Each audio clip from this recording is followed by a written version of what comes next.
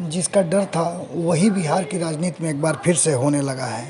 आपको बता दें कि बिहार की राजनीति में जहां एक तरफ महागठबंधन पूरी मजबूती के साथ एकजुट होने की बात कर रहा है, वहीं एनडीए जो है वो बार बार इस बात का सवाल उठा रहा है कि महागठबंधन में कभी भी कोई बड़ी टूट हो सकती है। इन सारी बातों को लेकर के अब जो चीज़ें सामने आ रही हैं और जो तस्वीरें निकल कर के आई हैं, उसमें साफ लग रहा है कि नीतीश और तेजस्वी से एक बड़ी चूक हो गई है और इस चूक ने महागठबंधन के एक साथी को आउट कर दिया है।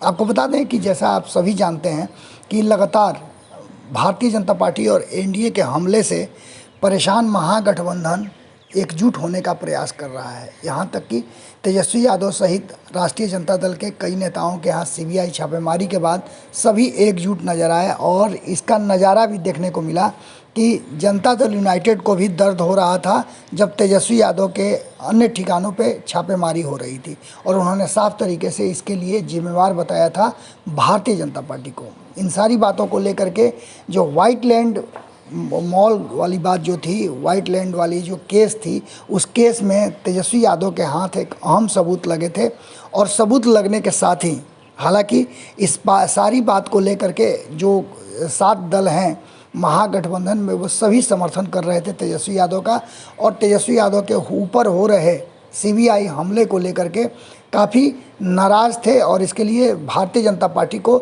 जिम्मेवार बता रहे थे। लेकिन इन सब के बीच में तेजस्वी यादव ने जो सबूत सामने रखे, उस सबूत में साफ हो गया कि तेजस्वी यादव का उस मॉल से लेना देना नहीं है। उसके बाद मॉल के प्रबंधक ने भी इस बात का खुलासा किया कि उन्हें बदनाम करने की कोशिश न की जाए, क्योंकि तेजस्वी यादव का किसी भी तरह से उस मॉल से कोई लेना देना नहीं है।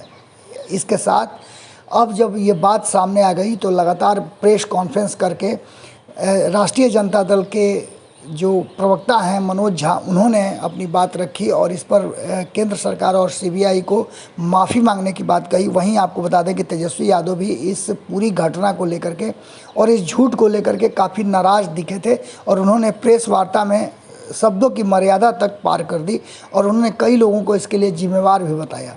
लेकिन इन सब के बाद महागठबंधन एक संयुक्त रूप से भारतीय जनता पार्टी और अन्य जो जांच एजेंसियां हैं उन पर दबिश बनाने के लिए, दबाव बनाने के लिए कि महागठबंधन पूरी तरह से एक है और भारतीय जनता पार्टी यदि महागठबंधन के किसी भी साथी को कुछ भी घेरने का कोशिश करेगी या बदनाम करने की कोशिश करेगी, उन पर दबिश बनाने की कोशिश करेगी, तो ऐसी स्थिति में महागठबंधन के सारे घटक दल एक साथ हैं और एक साथ विरोध करेंगे। इन सब बातों के बाद कल जो प्रेस वार्ता हुआ तो महागठबंधन के सभी घटक दल इस प्रेस वार्ता में शामिल हुए और अपनी अपनी बातें रखी। खास करके इस पूरे बैठक का मुद्दा जो था वो पूरी तरह से सीबीआई छापे पर था और आने वाले 2024 के चुनाव में भारतीय जनता पार्टी को औकात बताने की बात की जा रही थी। इन सब के बीच में महागठबंधन के सभी दल तो पहुँचे, लेकिन एक बड़ी चूक तेजस्वी यादव और नीतीश कुमार से हो गई। इस चूक का नतीजा ये हुआ कि एक दल आउट हो गया महागठबंधन से। जीतन राम मांझी इस बैठक से दूर रहे। जीतन राम मांझी के दूर होते ही पूरी तरह से अब ये कहा जाने लगा है कि जीतन राम मांझी की जो स्थिति एनडीए के भीतर थी, क्योंकि उनके कंधे पर सरकार टिकी हुई थी, लेकिन अब जीतन राम मांझी रहें या न रहें सरकार पर कोई असर नहीं पड़ता है। यही कारण है कि जीतन राम मांझी छूट गए और जीतन राम मांझी के छूटने के बाद अभी तक कोई आधिकारिक बयान तो नहीं आया है, लेकिन एक बात ज़रूर भारतीय जनता पार्टी कह रही है कि बिछड़े सभी बारी बारी अब एक एक करके महागठबंधन के सभी घटक दल बाहर निकलेंगे। वो तो नीतीश कुमार हैं जो अपनी कुर्सी के लिए किसी के साथ भी समझौता कर सकते हैं। कई खुलासे भी हुए हैं।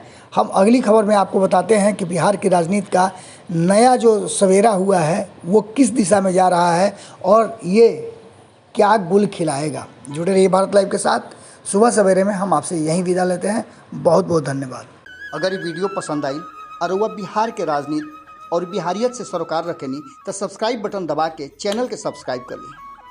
ओजे एगो घंटी बा, ओकरा बटन दबा देला से कुल सटीक और मारक खबर रुआ मुफ्त में मिल जाई। अगर रुआ पत्रकारिता के हमनी के नया प्रयोग में सहयोग कर चाहतानी तो ज्वाइन बटन दबा दी। पेटीएम नंबर नोट कर ली 9386816700। धन्यवाद।